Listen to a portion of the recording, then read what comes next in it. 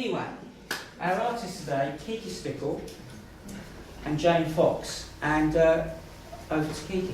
Yeah. Hello. Thank you very much for coming.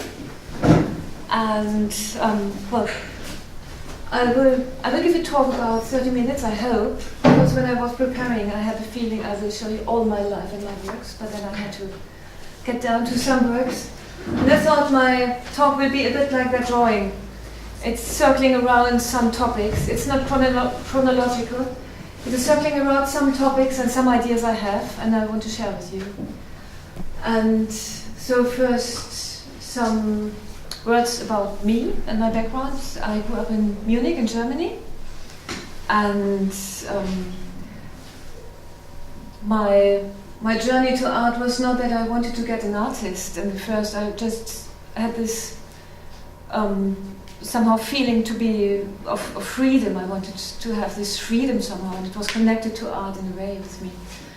And I always liked painting and drawing, but never thought as a profession. And so I started studying philosophy, education of art, and art history.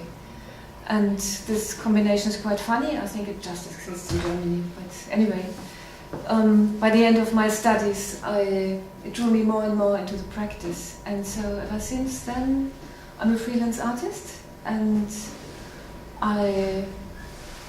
alongside my freelance being, I have some jobs. I'm doing workshops with young people, and I did charades, and hanging up shows for other people and writing. And last thing I did here was for the Brighton Festival.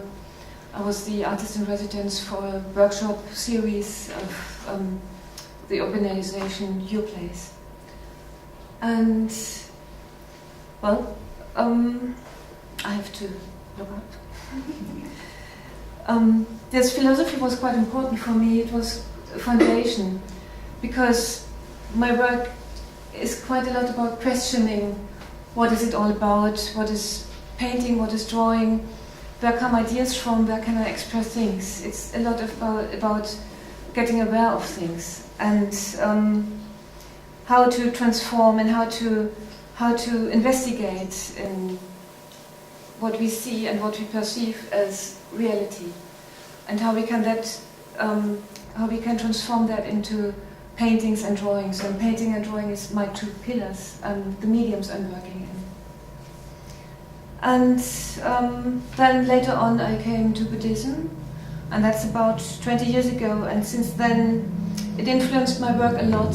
I mean, it's working with your mind and not with thoughts and ideas does interweave in all your existence somehow. And I wouldn't say that I since then would like to draw Buddhas or heavy rainbows or nice devotions, but it's somehow the way of thinking and the way to be aware that reality is not sometimes as real as we think. And as an artist, I think it's quite an interesting thought, because we create our reality if we are painting or if we are living.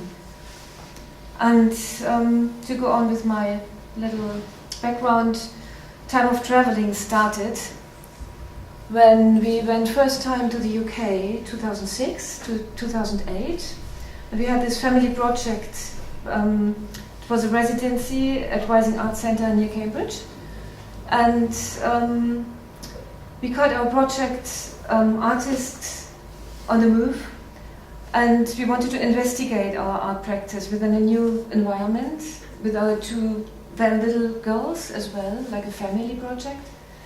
And it was all about the openness and how we can react and how we can answer with our work to new surroundings and also new landscapes somehow. And there was a guideline to our work and to our time, and it was the Zen saying, every day is the nice day. So it was about this every day being in the moment and doing work, doing living, and not separated. It was very close. We lived in this very nice studio, and at the same time we worked, and we had our two little girls, as you can see here.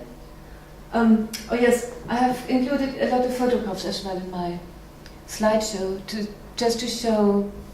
I mean, this was our studio there, and yeah, we met up with other fellow artists. That is the quite well-known performing artist Franco B, with my daughter trying out tattoos, and that was their way of answering to our family project.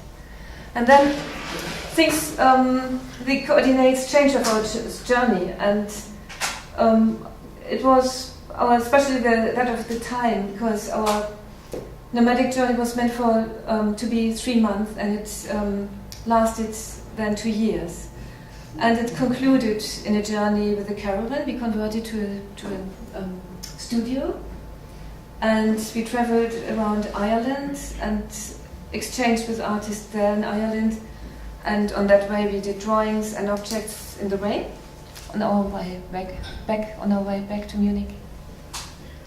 And now I just think I would like to say some words about my work or my process in art in general, and then about drawing and about painting, because it's 2 very different things for me, a different process, and then I will circle around some of the topics if I still have time.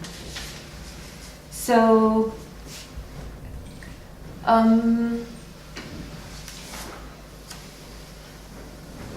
my work is quite between those poles of image and representation. It is landscape, but not in the sense I'm using landscape as a bridge. It's not that I make a portrait of a landscape in a way that I'm making a photograph of a special landscape and try that everybody can recognize it again. It's more a transforming of a lot of impressions and imprints and filtering it in the mind until a work in a long process is coming out again. My work circles also around the perception of what and how we see and experience our surrounding, and it is time and space, which are also the 2 benchmarks. This way of transforming and filtering is the way I'm working in. It's a long process in a painting with a lot of layers and also a lot of images which I take account into my work. So also the relationship to the world as an artist is something I want to explore, and it's a lot of self-awareness which is quite deeply built into the process of my work. And I just have some pics about those things I'm inspired by, and it's all about those lines or colors, unsharp lines against sharp lines, or these whitewashed windows. I love these paintings on them, which are quite unconscious made and very free again, very nice. And it's also not just a nice landscape, but maybe just puddles which can be inspiring, surfaces of things, and about lines, another line, and lines, and lines, and lines made by sun or by stones, those lines inside. And I mean, there are a lot of things which are quite coming into one's work by working. It's not a special photograph I'm trying to make or to imitate. It's all those impressions and which are transformed into a painting. Yeah, and coming to drawing. That's again about drawing, I think. And drawing is somehow again how we are, or how I am related to the world. I always had to separate painting and drawing, either in the studio. So in Germany, Oliver had his studio in the outskirts, and I was drawing there. And I had my city studio where I did painting, because it was such a different way, and I couldn't draw if there's an unfinished work, an unfinished painting. So I really had to separate it. Or I separate it time-wise, so when I'm drawing, I don't paint, when I paint, I don't draw. Because it's such a different process for me. Drawing is more being, again, like in the middle of the moment, it's more like a meditation. And it's more that that somehow ideas in the very back of the mind come to the head, come into the mind, come into the hand, and the arm and the hand, into the pencil or the whatever there is, and onto the paper. It's this process I'm searching for, and it's all about authenticity as well. It's not about the good or bad drawing, it's about the way that this kind of thinking, this kind of meditating is a real time, is a true time as well.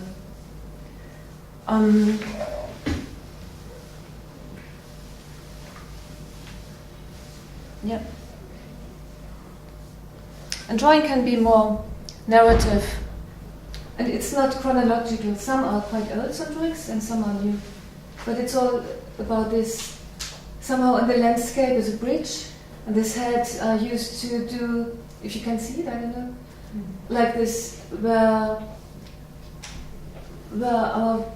what we see, where it starts, it's our mind.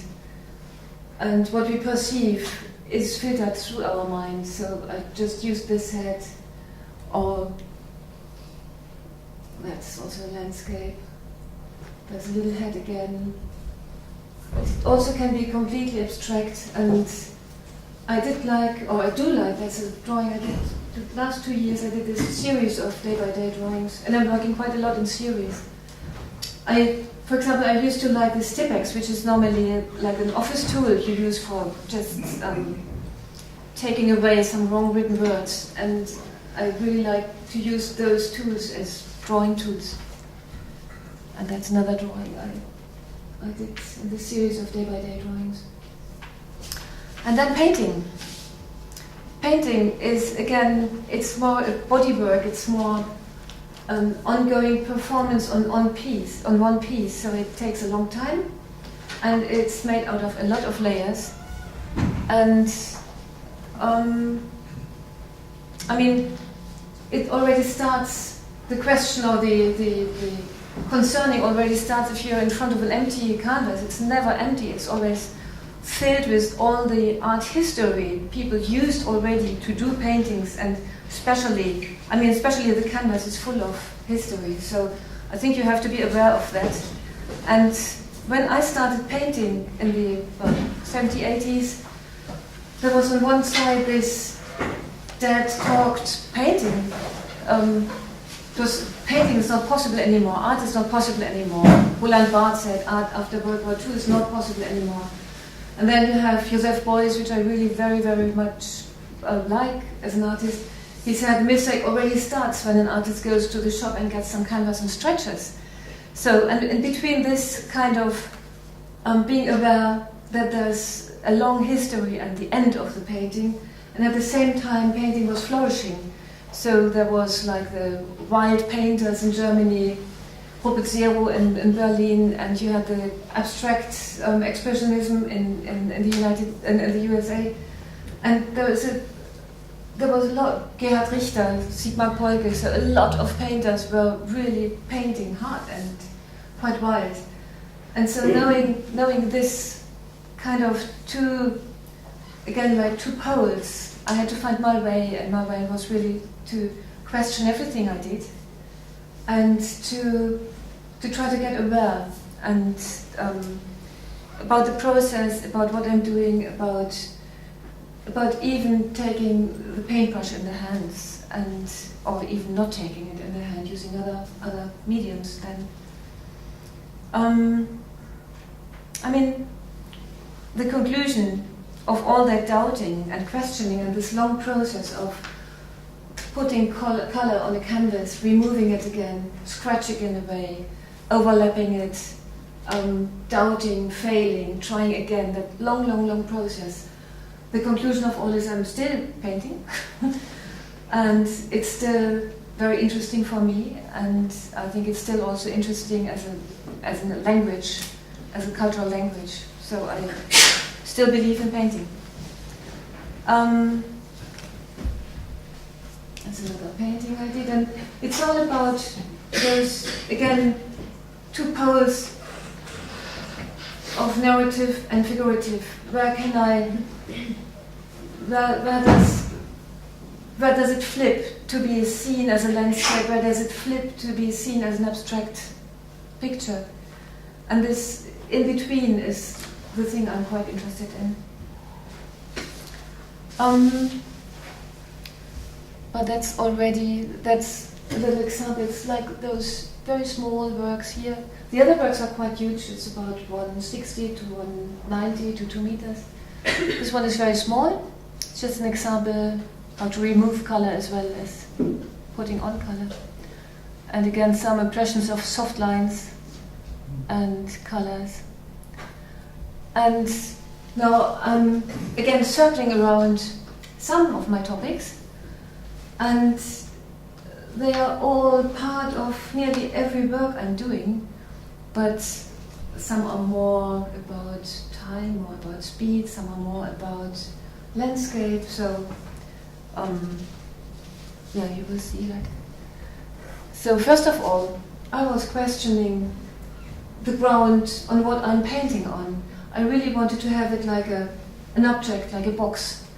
And I started that quite early because I wanted to have the presence of something. It's not like any kind of size and any kind of canvas you're using. I wanted to have it like nearly like a person in front of me, where I start the dialogue of paint by talking to the canvas with and getting answers and answering again. And so I invented those boxes. I'm painting still on most of the time. And then also I wanted to stretch the boundaries of the work, so one part is on the canvas, the other red part is on the wall. So where does the painting stop, where does it go on? That was still also something I'm always questioning, what is painting? Or in a work, I use some part of the canvas like a decorator uses, just with one color. And again, the question, does it belong to the painting, or is it just a decoration? Is it a part of the painting, or is it something which doesn't belong to the painting? And stretching the canvas on more canvases. This work is called Missing Link, and it's hanging at the main quarter of the police station in Munich. And also in drawing, I was working on paper, but then I found out that it's quite fun to work on the wall, as children also like. This work was done at the Rising Art Center. I could use, there was an exhibition, and the exhibition was called Inside Out. So I used wallpaper, which is for me like the very English way to decorate the home inside. But this wallpaper has grass on it, which is like the link to the outside. And then I answer to this on a field of lines and drawings, which are more abstract, more like the energies. And I use a stencil technique on those lines, so they're really very, very hard. But the background is sometimes really soft with spray.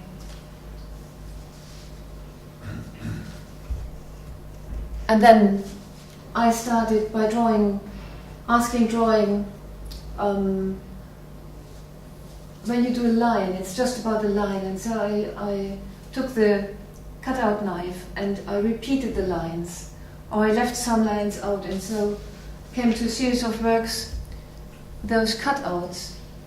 And it's more like than an object, where the shadow also is important for that work. So the shadow on the wall is a part of the work itself. And then I also used paper which already has a story. And those papers, I have to look up the word again. Yes, time cards.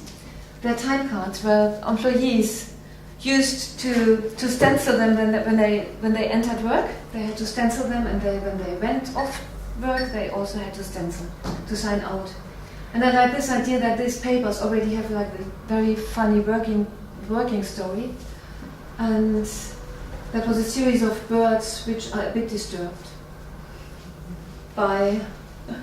I started this series of works long before I did this. I started it with that's another bird. You can't see just the end of the bird. And another T-Rex bird. And I started this series on aluminium. Again, this was such an abstract background, the aluminium. It's just shiny and it's nearly, you're drawing onto nothing nearly, because it's getting deep into somehow the background. And that was the way I was able to use these quite narrative birds again. And the story was that it started when another atomic catastrophe started with Fukushima in Japan, and I thought of those birds flying around borders, no problem, flying into landscapes, falling down dead because it's just poisoned. And so I used these birds as a language to show this kind of disturbed little beings. And they are disturbed by paint, of course, in my case. It's again on aluminium. And then, also painting. I did this zebra crossing in a very absurd place, because there's no reason to have a zebra crossing from a field to a field. You don't need that. But it was also about painting, and I really like those painting on the ground as well, and seeing that as paint as well. Funny was when I had to remove it after the exhibition, it still was there. Yeah, that was another part, another intervention, a house, and this house was, how do you say? Cordoned off by a string because it was dangerous to go in. And so I shadowed this line on the wall to make it more visible that this is something you can't go in. And so the second line is the painting. The first line is the straw. Yeah, and then another work I did not so long ago is the work I did for the Towner Gallery. Lines of Aspiration it was called, and that's more an installation, and it's also expanding drawing and expanding drawing onto the wall. And the aspiration is, I thought, this perfect symbol for aspiration of the better world, the better living, the better holiday is the mountains. So that's somehow everybody has some image of, oh, that's nice. And I took this image and made a line, a stencil line of a silhouette of my most loved mountain in Switzerland. And I combined it with a drawing, which is all about, again, the time and the way you do the time. It was more like a performance again, this field of drawings. And then I attached those climbing holes, which are this body feeling. If you see those climbing holes, you immediately have the feeling you have to climb up. So, and thanks to Bernard, I have all the 30 meter, I think it was about, photographed on one photo. It was the gangway of the Towner Gallery. Yeah, and then another theme is I like to have fields, like those image in the image, the picture in the picture, and everywhere I can see that. That's on the street, the painting. That's a house, a door, again a window, and this is, I really like those back mirror pictures, this landscape in a landscape. And this break, I like this, something can get really nice and smoothie and very pleasant, and somehow I like this break. I like to break it a bit and have another view on it again. And so that's another, introducing these fields and the paintings.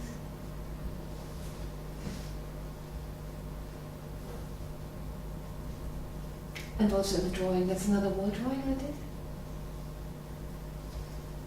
And it's a small drawing. And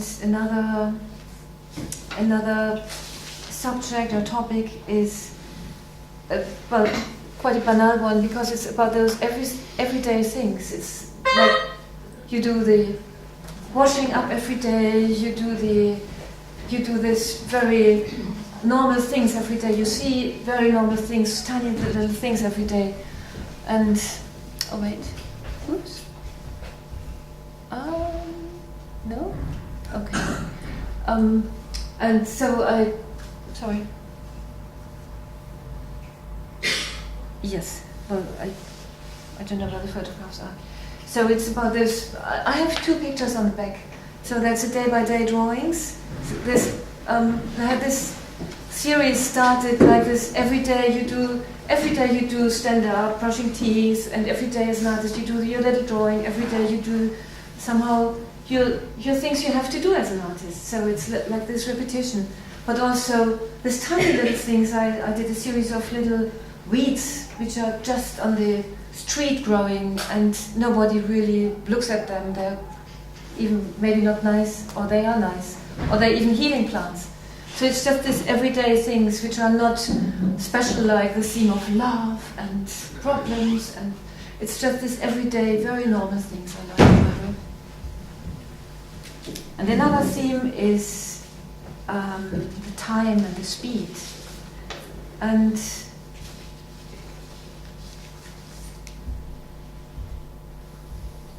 so here's some works. If you look out of the window in a train, and again you perceive something maybe you even don't see because everything is just unsharp. Sometimes you only see it on the photograph you made. So again, it's about the reality. 5 minutes, I know. Thank you. Reality, how we perceive it and how we answer to it and how we can transform it into again another reality of a painting. Another example. And this is also about time, but more in the sense that also painting can be like a meditation, because it's sometimes about putting on layers. The process of painting is, for me, it's like a very long process of layers on layers on layers. This was a series of works I did here at the Phoenix with the color vermilion, which is a very long history of Chinese porcelain and poisoned people by vermilion, and it's one of the most expensive colors. And it was used in the 19th century for coloring the cheeks of the ladies in the painting, of course. And I used that as a meditation on vermilion. So I did quite a series of little works, and layer by layer they worked out. And that's another work of time I did here at the Present Tense exhibition.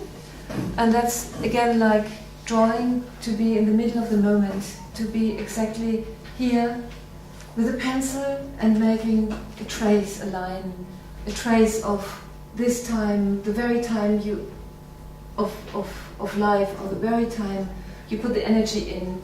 And depending on if you are quick or slow, if you're angry or if you're funny, or if you use, I used also the silver ring, or if you use a big pencil, it does make another mark, it does make another trace. And this work was like also a performance before the exhibition of this time and the scene time and the awareness of this time. Oh yeah, here they come. The small works and the everyday things. Finally, one of my most concerns still is this line between the abstract and the narrative. And that is something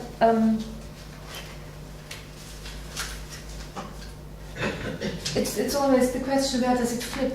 Is it still something you can read? And sometimes you read the landscape and then you stop seeing the picture. So that's again this flipping. When does it get abstract? When is it still a landscape? And it's a very, very fine line. And in nearly all my works I try to answer this. This is a series I made. They're quite 150 by 150, influenced by Japanese wood prints of Hiroshige. And again, this in between, can it be landscape or is it more abstract? And the more I worked on this theme, the more it comes to me that it's not about a special landscape, but more about earth, sky, water, just the elements. I'm interested more and more in, not this special identification of a landscape. That's a work I did here as well, like mirroring. Oops, sorry. And coming to an end, I also wanted to share what I'm doing now at the moment. And so I'm working on again, this in between landscape or using landscape, in between this figurative and abstract. And I introduced again another canvas, and it's a large one and a small one always. And the small one is like a footnote or like an addition, or like coming back to where we are here and now, like the English like to do with the houses, an annex. And it's, again, the question is, it's still painting. It's just like really like a footnote to the painting, to the main painting. But it's still going on and it's belonging to this painting. And so that's in the moment how I work here in the UK.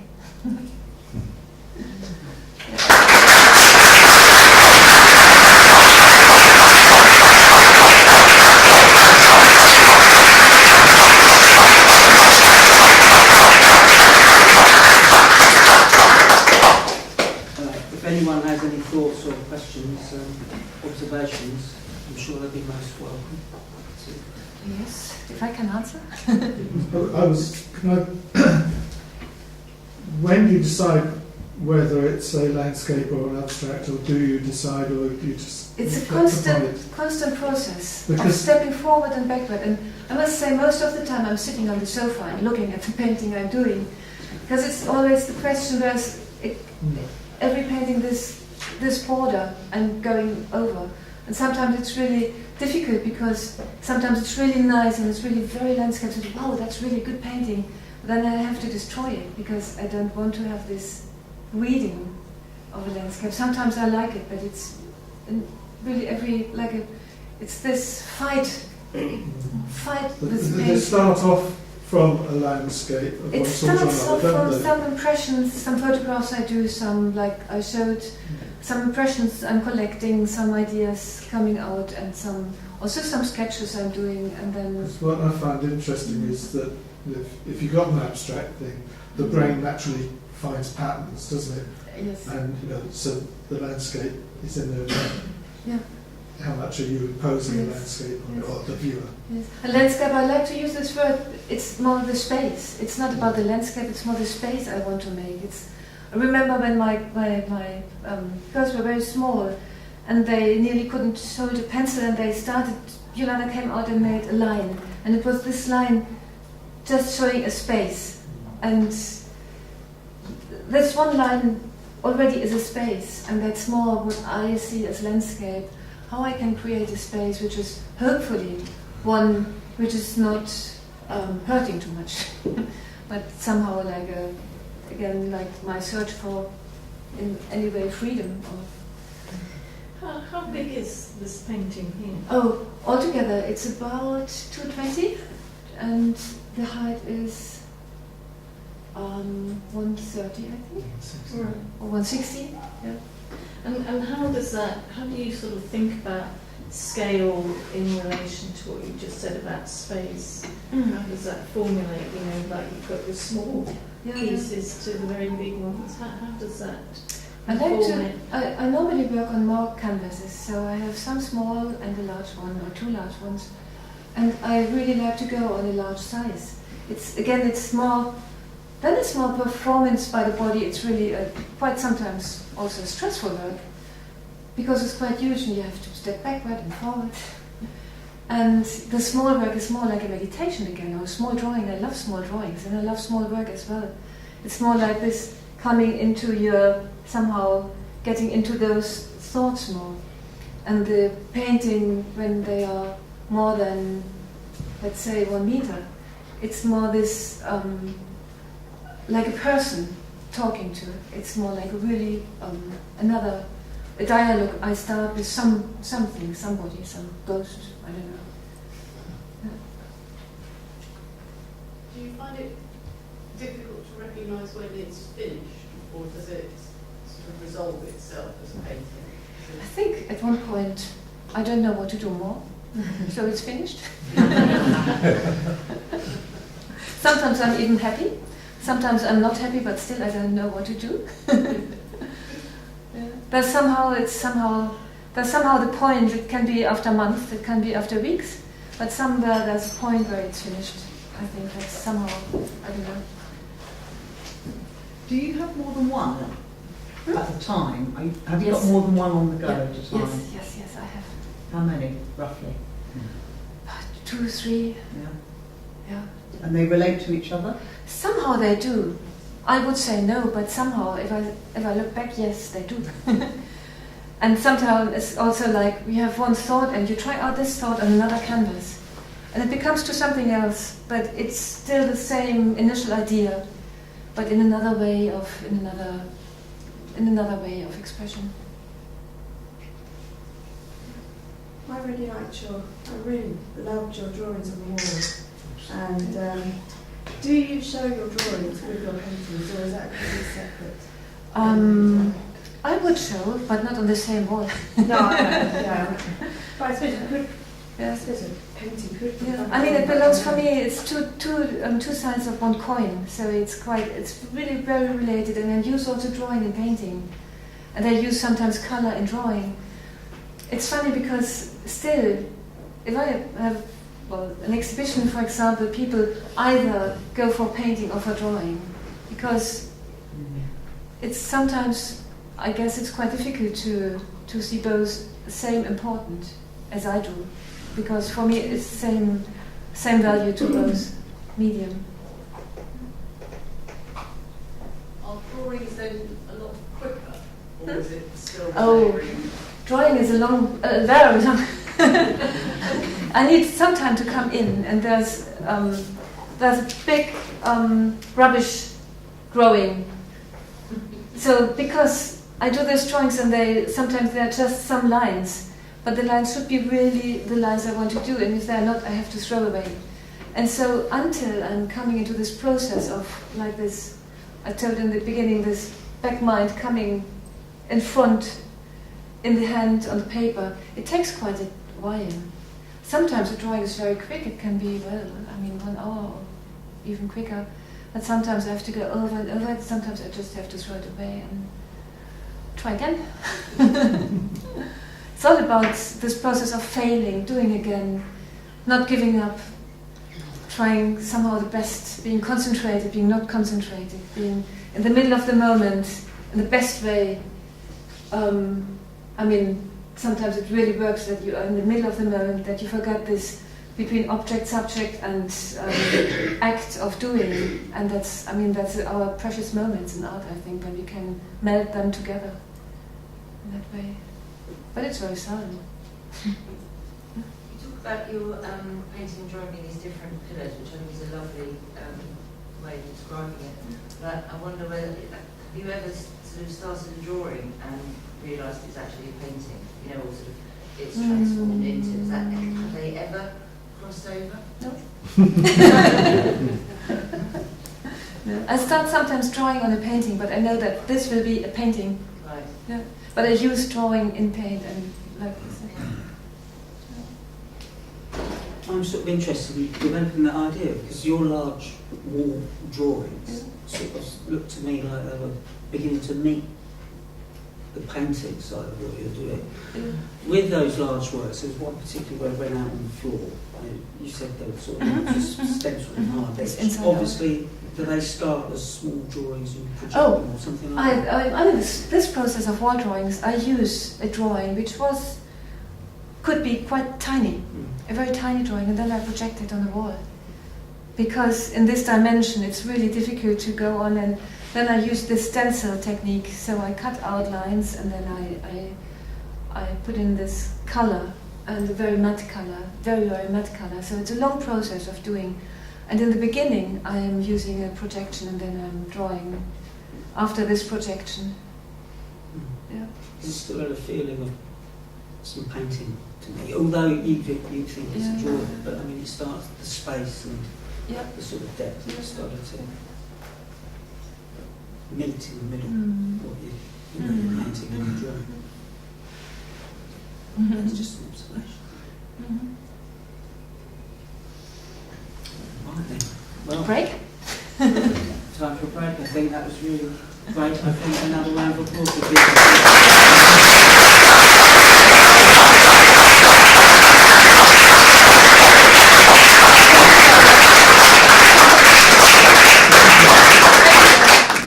It's Jane Fox talking about her work.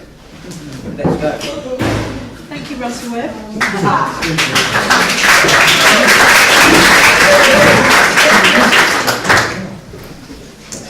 Okay, so what I plan to do is I'm going to attempt to describe my practice to you, and then I'm going to talk about my current work. But I think it's I have what I call a hybrid practice, and it kind of darts around in all kinds of different directions. And actually, way back in the early 80s, I did what was probably one of the only existing hybrid courses at the time, with the rather unedifying title of Expressive Arts, but it was a sound and visual arts. It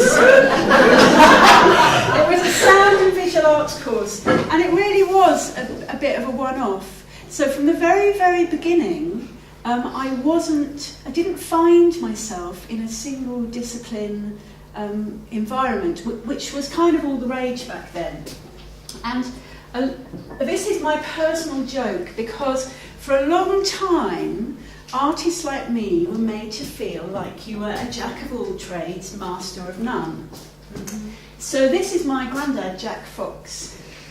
So he's the jack of all trades, and I'm the mistress of no one. So this is my take on it with my practice. And the reason why I'm showing you a picture of my granddad Fox is that he's got 7 greyhounds there on leashes. And he would walk all 7 at once.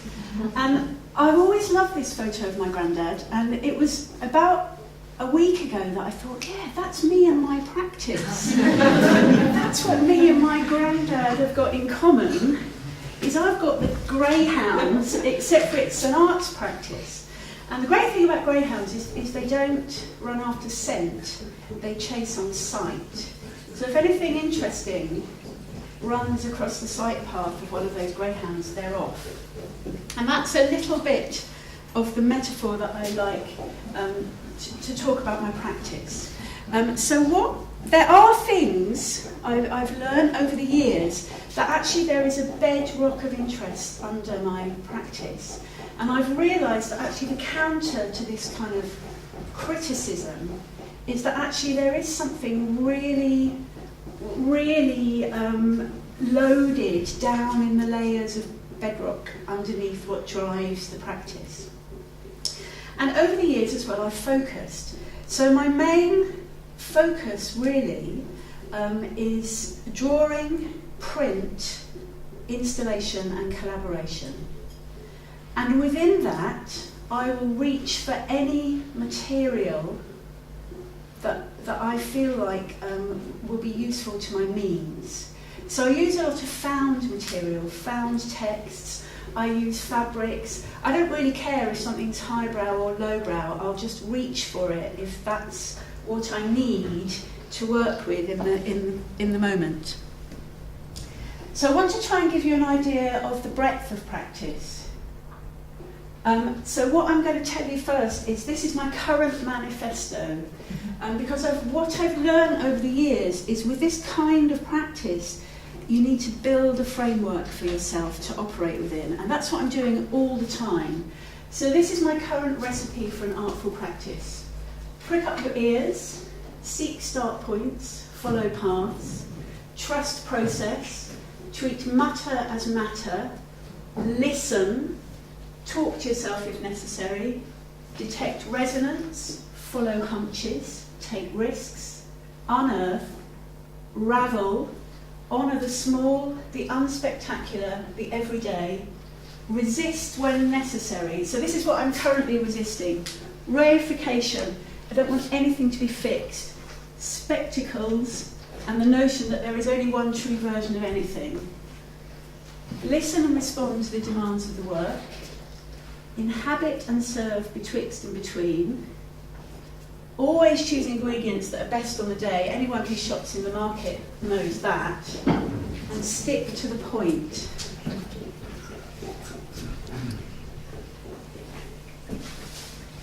So that's my guiding set of instructions for myself at the moment.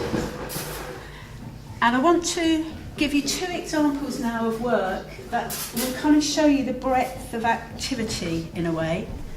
And this is a bean shrine, an impromptu bean shrine to my granddad Fox, who is the man with the greyhounds.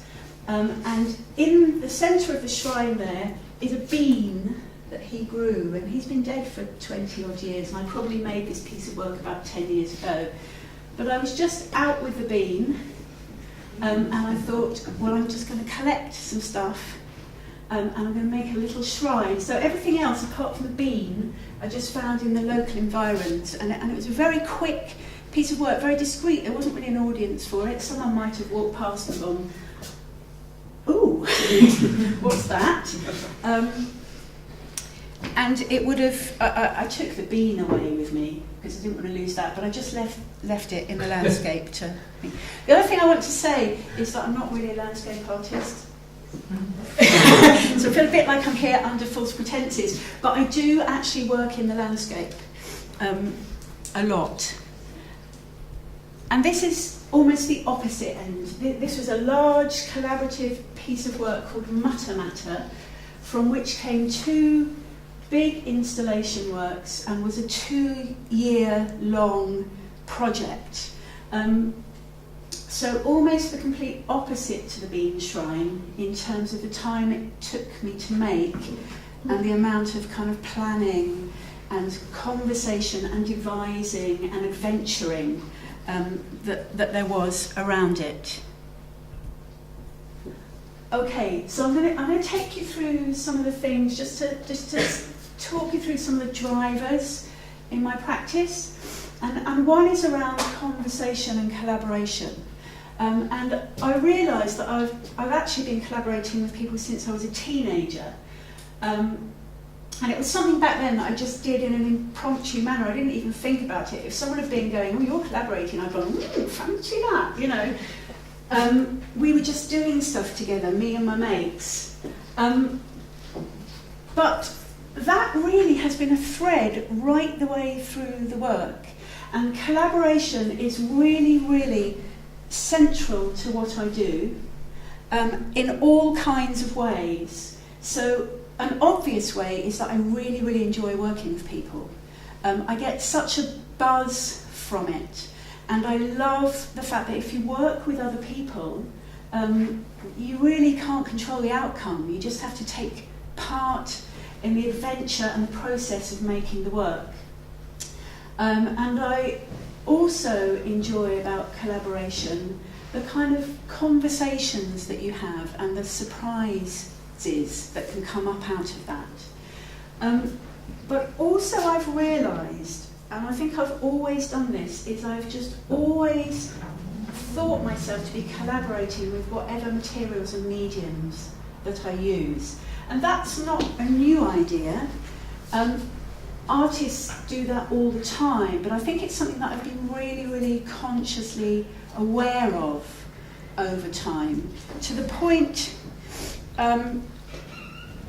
where I deliberately choose materials that are kind of unstable sometimes and a bit erratic, or I choose to work with processes that are unstable and erratic, so that I can really get into dialogue with what's happening in front of me.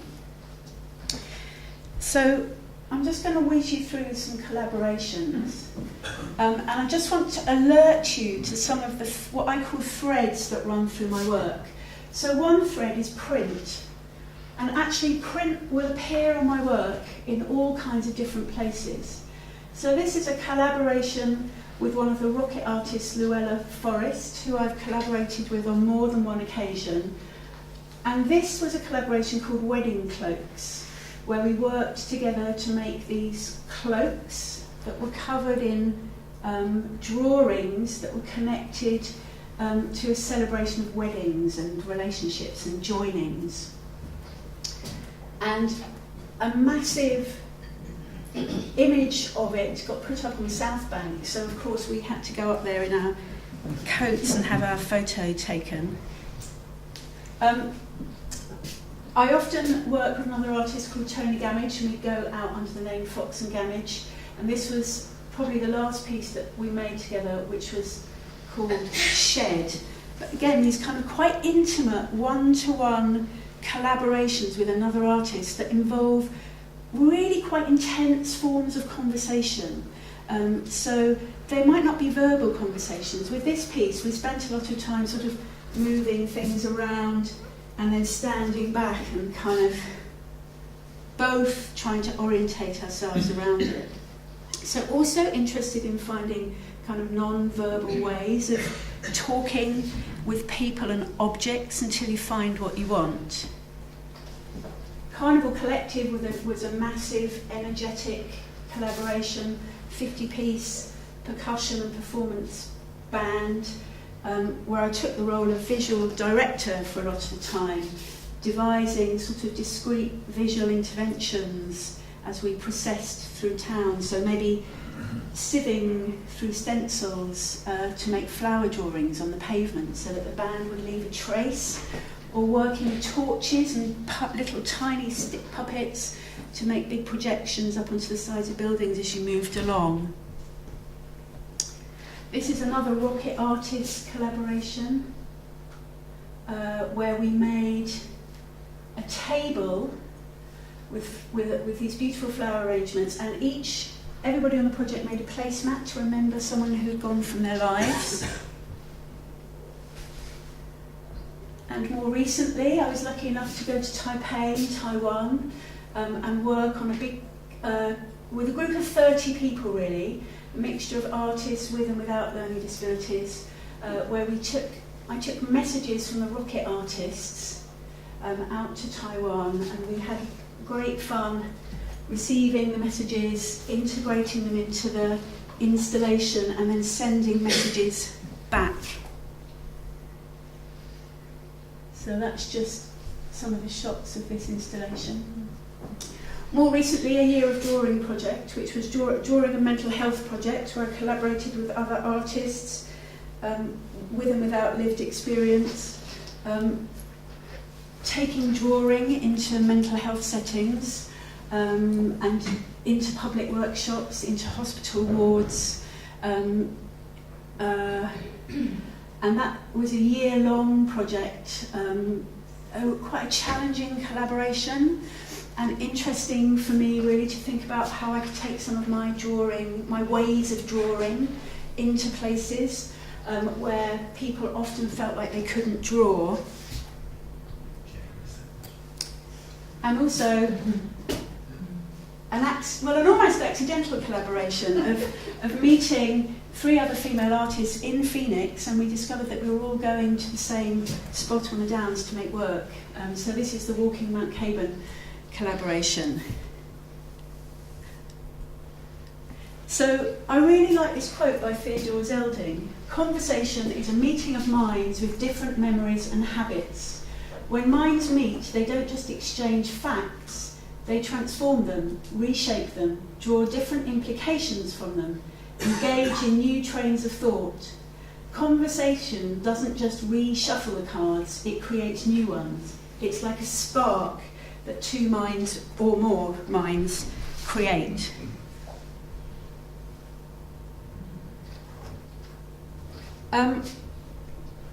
I wanted to just show you a few more images from the Matamata project, because this was a project that was built on all kinds of different conversations. So obviously the conversation between me and my collaborating artist, Irene Menser, but also conversations with the sites that we were working in.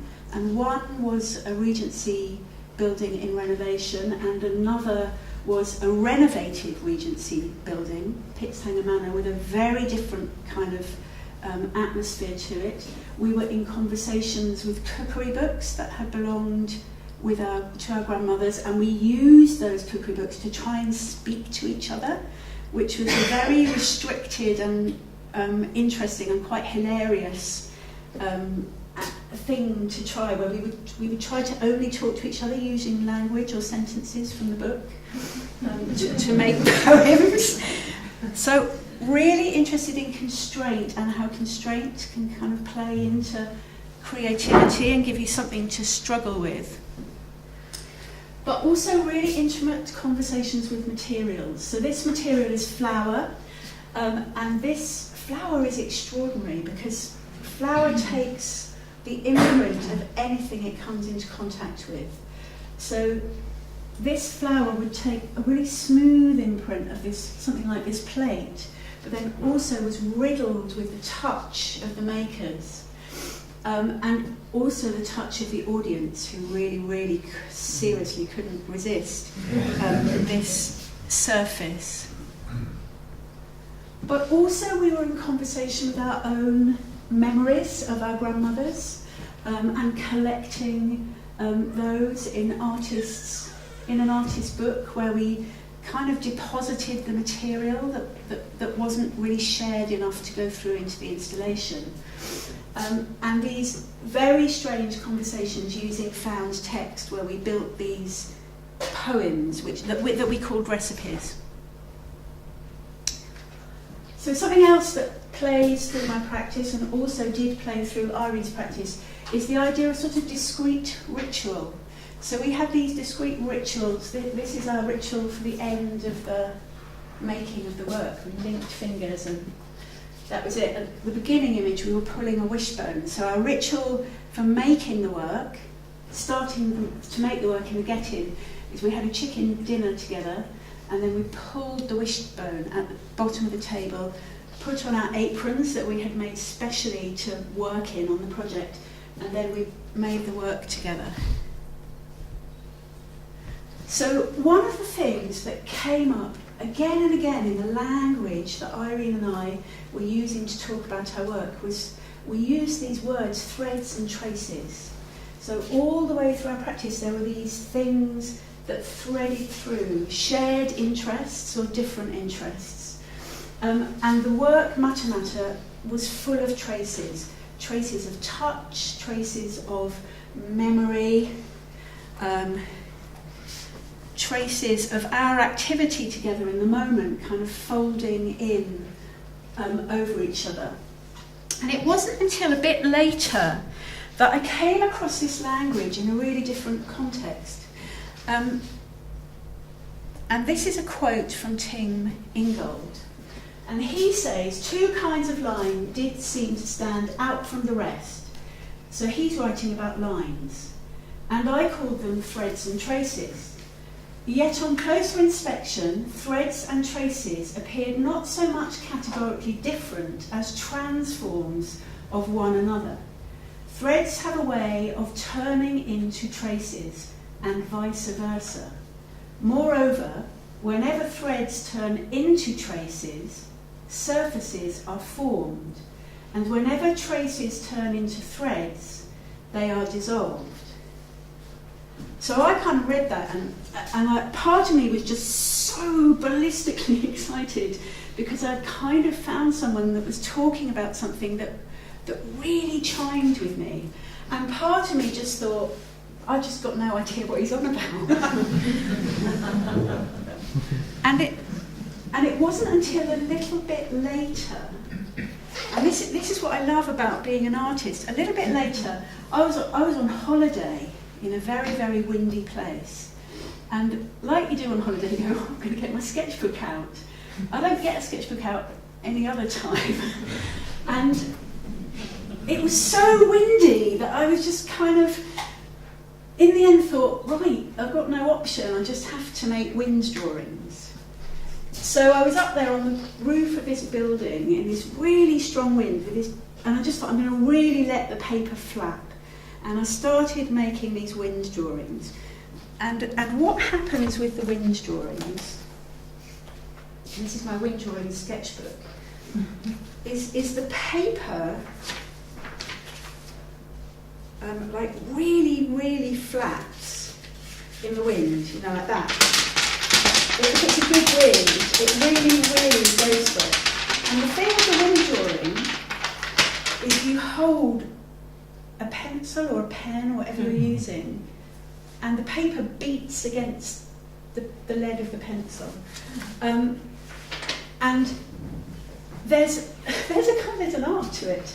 And the art is that you need to really find the balance. You need to find the wind and hold it, and then you need to find the way of holding the pencil or the pen in the way that allows the paper to make the drawing and the wind to make the drawing. And blow me, as I was making these wind drawings, I just thought, that's what he's on about. Because what I noticed was when the pen touched the paper, it was making the traces, but when the tip of the pen came away, there was the thread in front of the page, and then it turned back into a trace when it hit the surface of the paper. So it was through doing this and having read that I suddenly thought, oh yeah, that's what he's on about. And then I went, hang on a minute, I'm making drawings about something that exists just in front of the drawing and cannot readily be seen by anyone but me. So I carried on making these wind drawings, and I made them deliberately from then on to try and think about what Ingold was saying about threads and traces. And I'd never ever done anything like that before in my life. I'd never tried to make sense of something I'd read through drawing in that way. And then I kind of didn't really do much with the wind drawings. Except for then, something happened. And this is the thing that I want to really tell you about. And it's the Morningstone project, and it's the wind drawings continued, and it's led to another collaboration. So the Morningstone project began by accident, and I'm going to tell you a little bit more about that in a minute. And I realised it was another way of using the wind drawings, and it led me to come into contact with someone who was making breath drawings.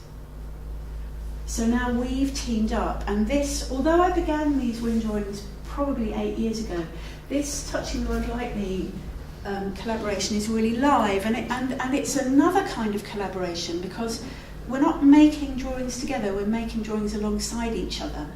And we're working with a writer, and what we're doing is we're using the collaboration to try and think about what it is that we're doing and to show the work.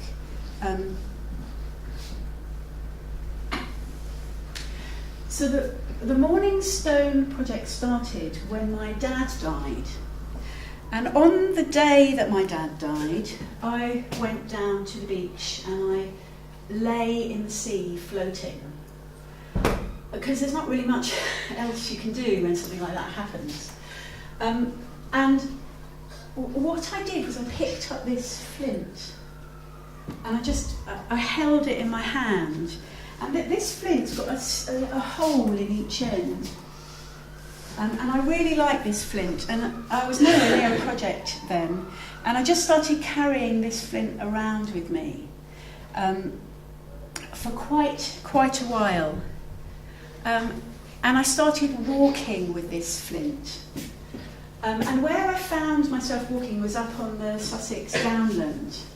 And I think why I was walking up there is because I'm really familiar with that space. The first job I got when I left art college was with the Rangers up on the Downs. So some of those gates and stiles and stuff were built by me and my mates on that project.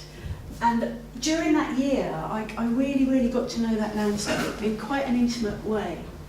And then I started taking the kit with me. So this is the wind drawing kit, this notebook with really good thin flappy paper and a compass and a windometer so that I can measure how fast the wind is going.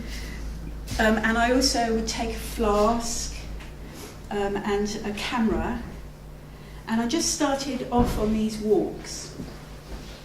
And because I like a structure to operate within, after a while I just thought, hang on a minute, I can use art making here to make a space for me to understand what's happened with the loss of this really quite important person in my life. So this was when I got the kit together. I thought, right, I'm going to make a series of walks, and they need to happen within a structure. So the structure of the walks is that I will go up onto the Downs, where I'm so familiar with these walks that I could literally walk them with my eyes shut. So I don't have to think about where I'm going on these walks. The paths will just take me a bit like a labyrinth does, actually. If anyone's ever done a labyrinth walk, it's the same principle. You just walk it and you know it will take you to where you want to go. Because I didn't want to get lost on these walks, because in a way I was already lost, trying to work out who I was in this new situation. So where the walks began, and I'm just going to take you back to the flint. This is rosemary in the ends of the flint here, and rosemary is for remembrance. So what I would do is I would leave home with my kit in my rucksack and get the train to Blind or wherever I thought I wanted to get up onto the Downs. And the walk would begin by the first rosemary bush that I encountered. So, and then I would nick a bit off each end and just put it in, and that would be official. Okay, in the thing, the walk begins. And that's the kind of structure that I'm interested in. So then I read a bit about bereavement, but not until about a year ago. Bereavement shatters ways of being in the world that were once sustaining. It deprives us of the presence of loved ones and disrupts daily rhythms, roles and routines that shape daily life, a sense of self and structures of meaning. So what I wanted to do on these walks, I think, in hindsight, is I wanted to be able to feel that. I wanted to know what that meant, that something had changed, and I needed to be able to feel it. And then I found myself, I didn't give myself a brief, I didn't give myself any instructions, I just walked on the Downs and just started doing things. And this is where the wind drawings came back. But this time I wasn't trying to think about Ingold's ideas. I was using them more as a kind of listening post. So I was very conscious of where the wind was coming from and what the wind carries with it and how the sound works on the Downs. If you've ever been up there and you can hear crystal clear conversation, really tiny voices from miles away, you have to be careful what you say on the Downs, because actually in some places it's really audible. So very conscious of being someone stood very still in the landscape with this thing passing very quickly through and me just catching a record of it as it went by. Too many quotes. that last quote was actually, no, maybe it's not too many quotes. So this is Bill Viola, and he just says the intellect can give you the misconception that you understand something simply by thinking about it analytically, so that we forget that these are not questions to be answered through discursive logic, not problems to be solved, but rather areas to be inhabited, to be encountered through being. So it's really, you know, it's great when you read something like that. You think, oh yeah, that's okay. I can just go and inhabit the downs, inhabit my practice and see what comes. So I was really interested to see what happened when I scaled up these wind drawings and layered them. And I started to introduce print, because one of the other things that really drew me to it in the landscape were these wonderful bent over hawthorns that are extremely resilient trees, blown almost horizontal by the wind. And in the collaboration Touching the World Lightly, we were talking a lot about presence, you know, how the wind drawings and the Beth drawings, they somehow make you present. And we did a lot of thinking about presence. And then I started thinking, I don't know, you know, because you think things and you have to go back out and draw and test it and think, well, is that really, am I really present in this kind of way that we're talking about? And then I read this, and I thought, yeah, that's what I'm present to. This feeling of being lost in time, not in the past, not in the present, not in the future, and it's all sort of weaving together. Because the truth is that out there in the landscape, I was kind of lodged in, partly in the present, because the wind is so brusque and it keeps you awake, but also what was coming at me from a different direction, and also memories of conversations with my father, because we used to walk a lot together on the downs. And I realised that this was a much more accurate way of thinking about what I was doing. And I did all sorts of trials and testing, so groups of 30 wind drawings for a minute each down on the beach, put them together. That's an abysmal slide. And they're all quite tiny, they're sort of this size, these little ones. I bought a real one because, in a way, it's no point looking at photographs of them, so you're welcome to come and see one of the real ones. The other thing I found myself doing in the landscape, and again it relates back to this past, present, future sense of time, was I found myself somewhere like up on Mount Caban, where you can really see along the path, stopping on the path and literally drawing along to as far as I could see, and then walking there and drawing back to where I had been. So producing these kind of pairs of drawings of me moving through the landscape. And this is some of the stuff that I was thinking about. So this is from my diary on the 7th of February. Looking up, I noticed distance, peripheral, terminal, far, farther. The lists from the thesaurus roll about my tongue. I always go to the thesaurus, it's my favourite book. Far-flung, God-forsaken, out of sight, invisible, removed, separated, beyond. I scan the other high points, visible within the blue haze that Rebecca Solnit describes as the blue of distance. There is a peculiar carrying of voices that occurs on the South Downs, when sometimes you can hear people talking, the crystal clear intonations of voices exchanging from far away. I focus on the places I can see from here that are the most distant, Firle Beacon, Kingston Ridge, Lewis Cliff, Berwick, and listen out for the recalled sounds of conversations layered up from the many times on those hills. The blue of distance comes with time, says Solnit, with a discovery of melancholy, of loss, the texture of longing, of the complexity of the terrain we traverse, and with years of travel. So the other thing I started doing up on the hills was these scrub drawings, where I was literally, I became really intrigued by the chalk paths, and how really they are maintained by collective activity.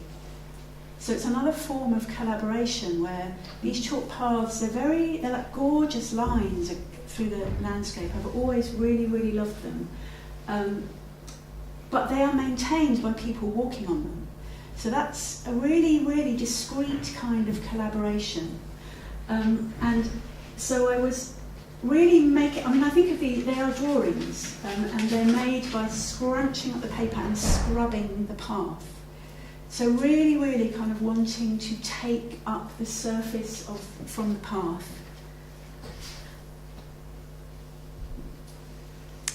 And then I thought, well, how can I make friends with some of these hawthorns? And I kind of saw them as chums in the landscape.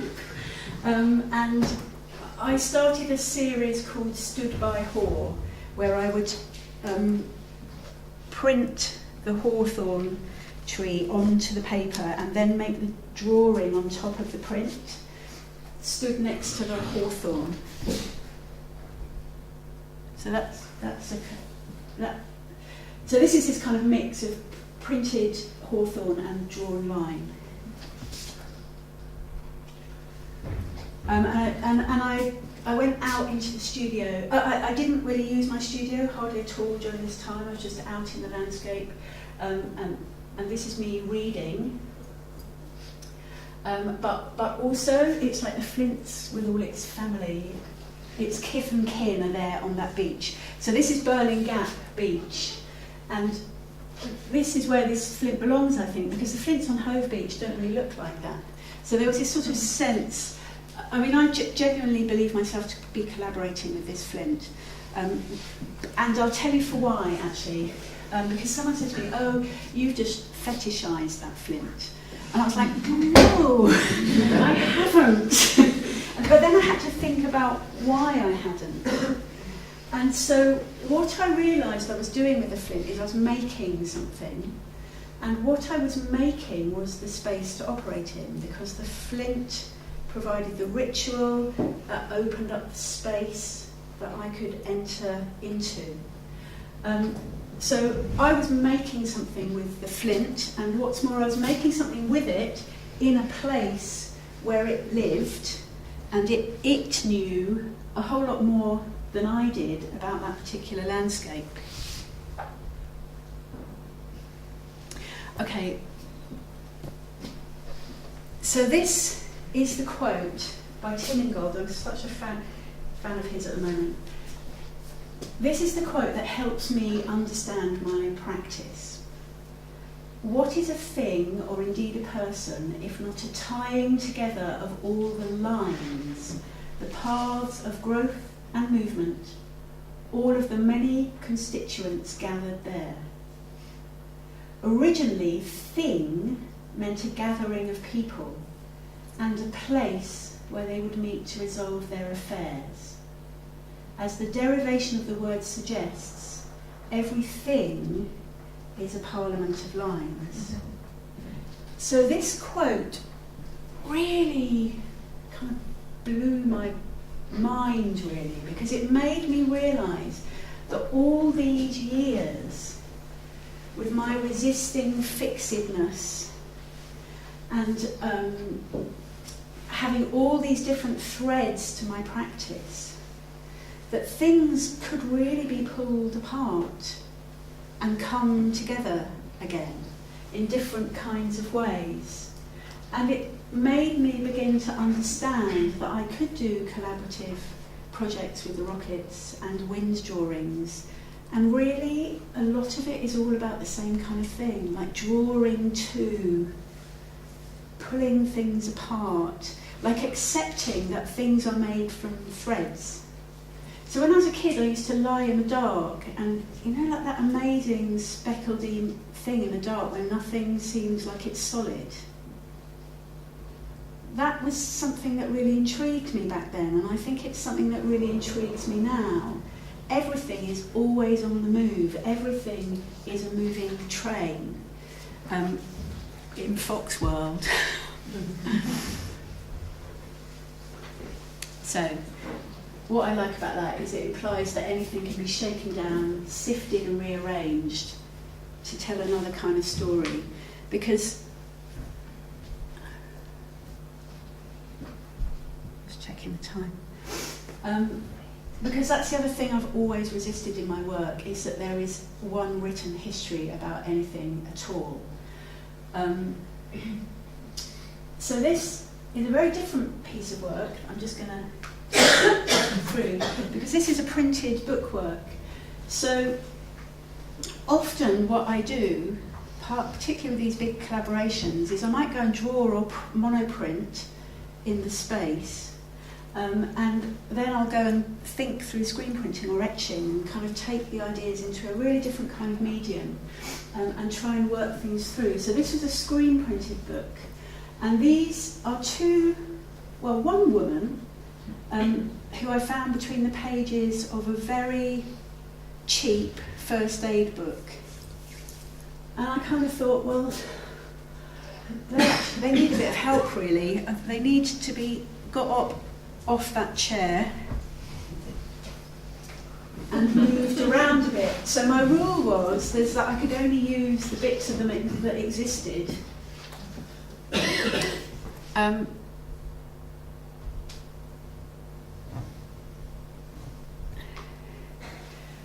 once they were upright, I gave them this spectacularly misogynist bit of text from 1909 to play around with, because I think one of the things that tells us what the official story from history is printed text. So I'll just give you, it might be hard to read. It's impossible to civilise woman, for her fundamental nature is barbaric, and the continuance of the race depends on the rigid desertion of this difference between man and woman. Blah, blah, blah. It goes on. Must wear feathers and skinned animals. I mean, absolutely outrageous. So these are the characters once they're up and running. So they went through a little phrase. So I give them this piece of text to mess around with, because if everything can come apart in the way that Ingold suggests everything is a parliament of lines, then text can be taken apart, and then you've got letters, and you can say whatever you like with that.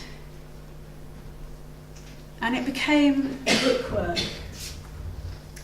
So these women, they get up out of the chair, they get their bird heads on, they play with the text, and the book continues, and they shake the text into individual letters, and then at the end they say what they want to say with it.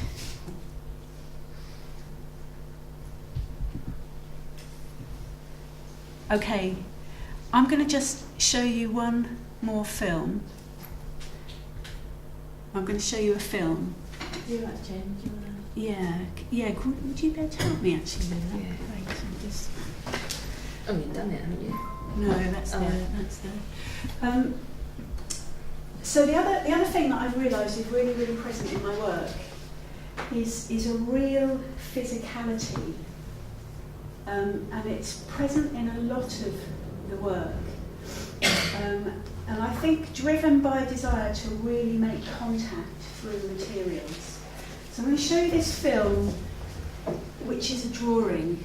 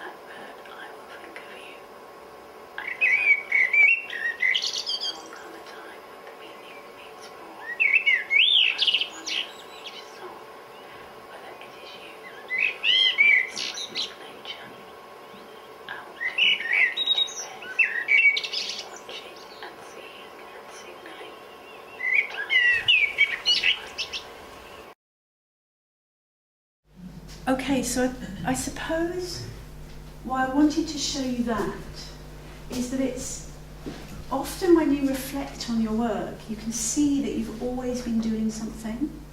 So when I was out on the downs making the scrub drawings, I hadn't really noticed that I was doing something very, very similar in this work that I made in 2006, which is about making real contact with a surface that has a material on it that is unstable.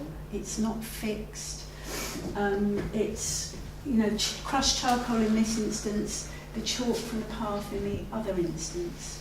So what I would say, and that was a bit of a whirlwind tour, is that there are always connections to be made in the work, and through a very kind of quite complex practice that I have learned to juggle over the years, I have definite threads and concerns that are really, really consistent in the work, and I have mechanisms, which is mainly through print and drawing actually, quite discrete ways of working, where I can kind of process and reflect on the thinking in the work and then go back out into the world to do these bigger, more connected, more collaborative projects.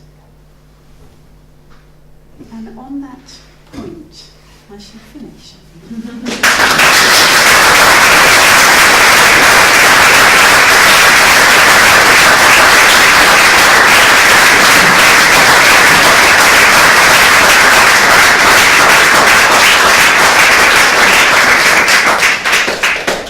Thank you, Jane. That was fascinating, and I'm sure there are lots of questions to be asked here. I feel like one of the greyhounds just got away at the end there.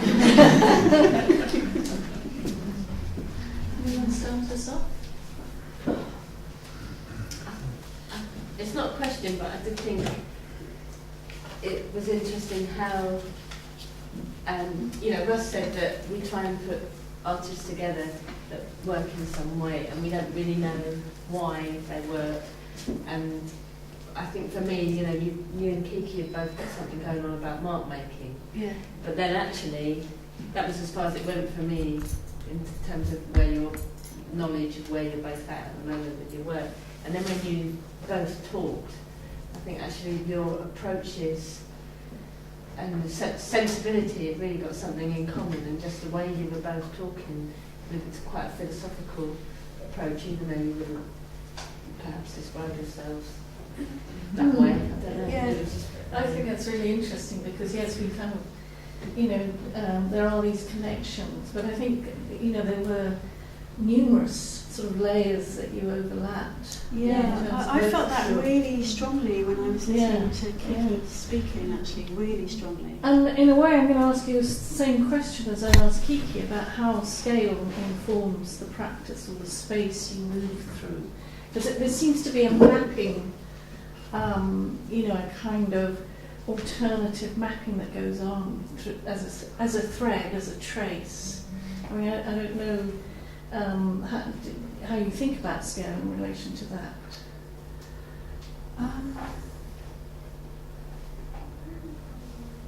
I think for me, scale is always really dependent on the thing that I'm trying to work with. So, and scale is something that I often trial and feel like there's a really right scale for the thing that I'm doing, and I will often kind of really forage around for that scale.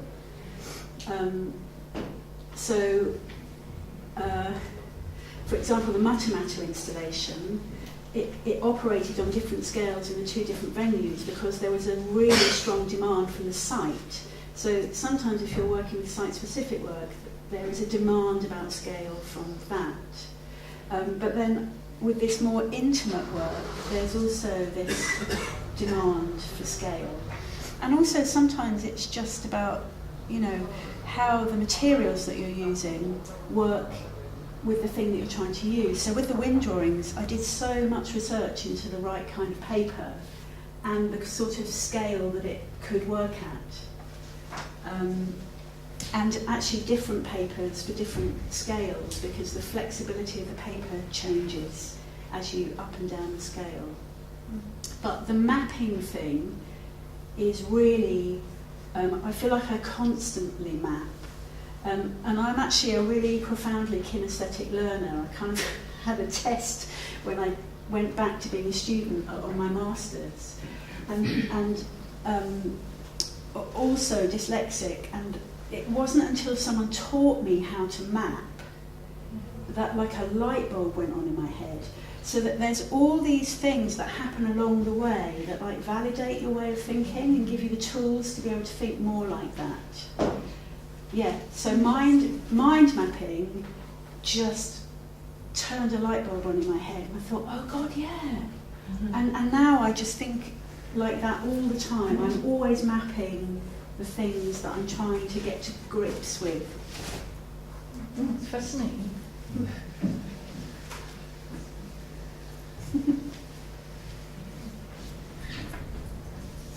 Yeah, I don't really have a question either, but I just wanted to say something about the way that you dealt with time after your father died. I found that incredibly moving to hear about.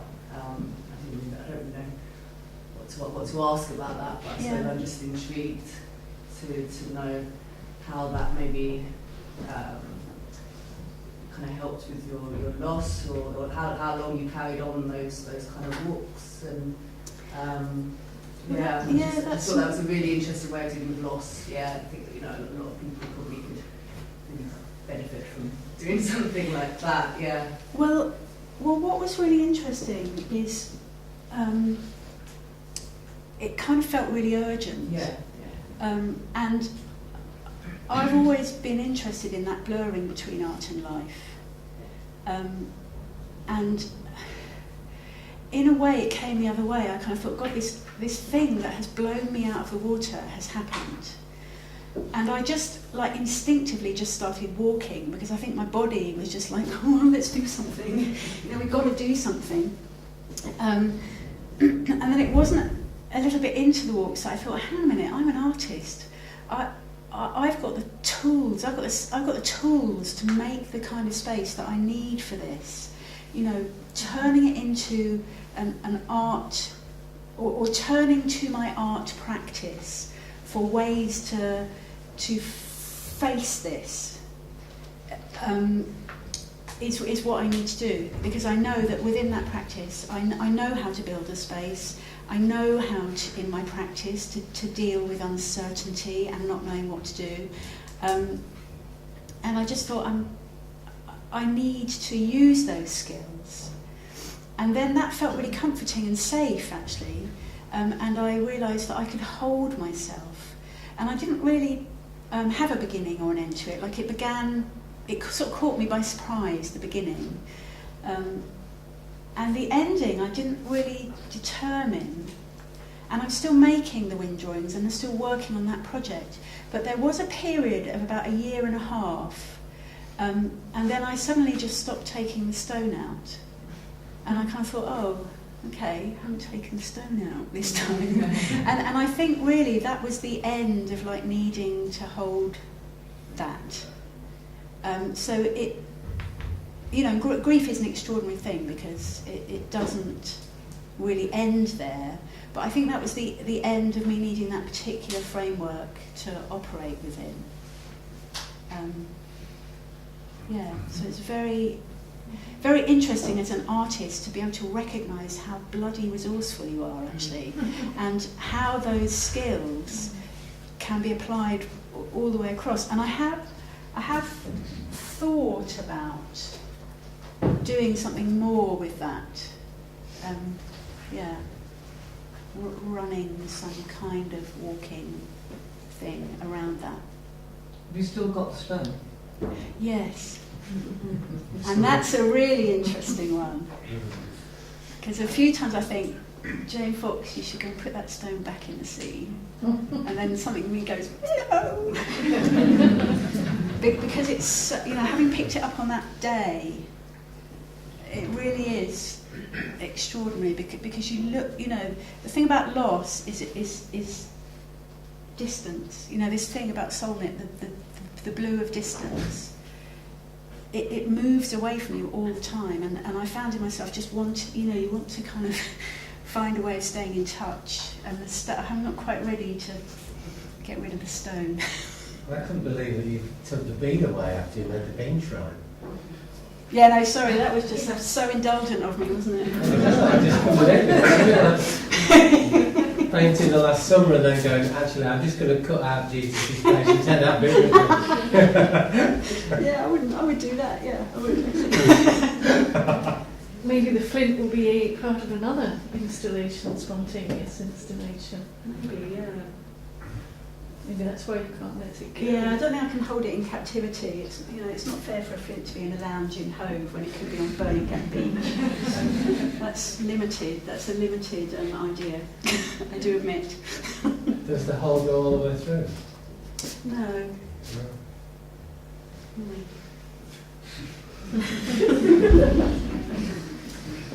Just one other thing, Jane. I thought, because you didn't mention it at the beginning, how you said you've got different strands of your practice. That was evident. You didn't actually mention language. Well, I mean, that's everywhere. And when I met you 35 years ago, you were sort of coming out of post-punk stalwarts, the Marine Girls, and presumably you wrote some of those songs. And then I saw your work. I've known you all that time, and language and words have always been there. And then you just showed that fragment of your diary, really beautiful, and the way you sort of mangled that misogyny, and you're making something of it. It's just really, it's a beautiful thing the way you do it, and it just sort of, it's just another layer there. Yeah. You just sort of just overlooked.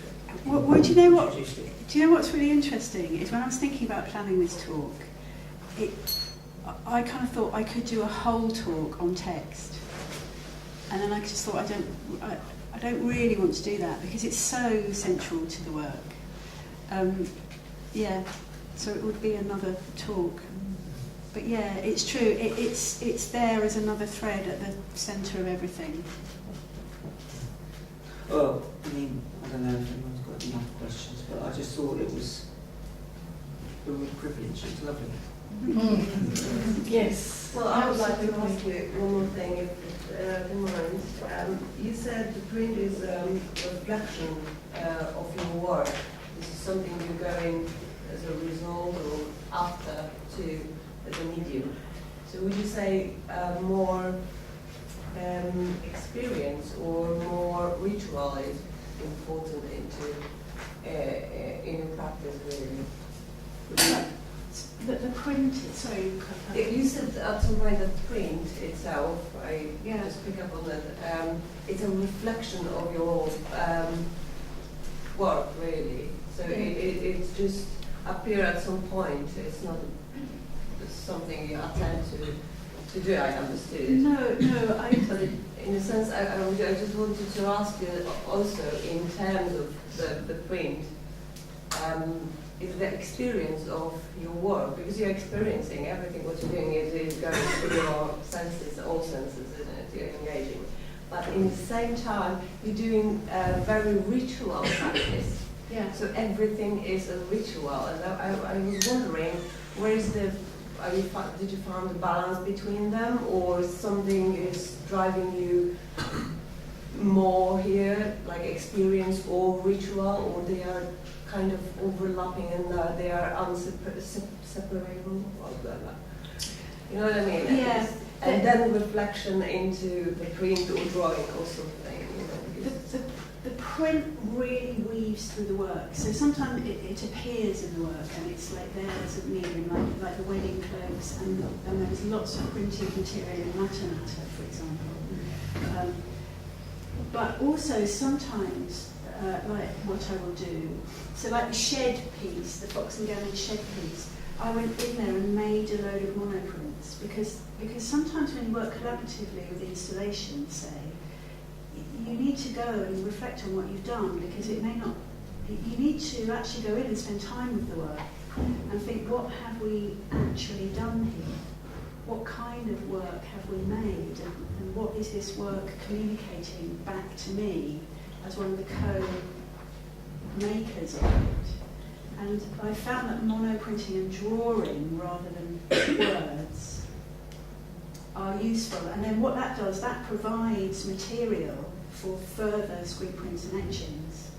So it's a really complicated relationship because also the screen prints and etchings become finished products and works in their own right. So like an example is, I bought an example of a screen printed bookwork here. And this is a really recent piece of work. I finished it maybe a month ago. But the text in it, so, you're welcome to come and have a closer look. But the text in it comes from a mathematics project. So I'm always like scavenging and raiding my own practice for things. But what I find with printmaking is it's, once you start, you can't stop. And it's full of ideas, and it's quite a boundaried process in its own right. So it's pulling all that stuff from different places. And in that sense, it is a reflection because it allows you to work with the content again in another way and put it in a different context. And yeah. But if you could pick experience or ritual, in terms of your practice also, I'm not talking about the printer for at the moment. But would you pick as something what is more important? Experience. Experience. Yeah, and ritual helps hold it in place. So ritual's a mechanism for holding, part of a mechanism for holding the experience. The experience is the most important thing. So for example, with the Matamata piece, I had this, Irene and I had many, many very intense conversations, and at the end of making that second piece, I suddenly got this really detailed memory of my grandmother, who was the woman whose cookery book I'd been using. And ever since then I've been thinking, wow, was that the art making? Was that the bit of work? This really profound memory? And is it okay to make a bit of work that's just for you? But, so there's all these different art making appears in many, many different places along the way. Thank you. Yeah. I'm not sure if I've answered your question. But Thank you. Okay. Well, one thing though, what you could call ritual is just a process. You've got painters, process painters.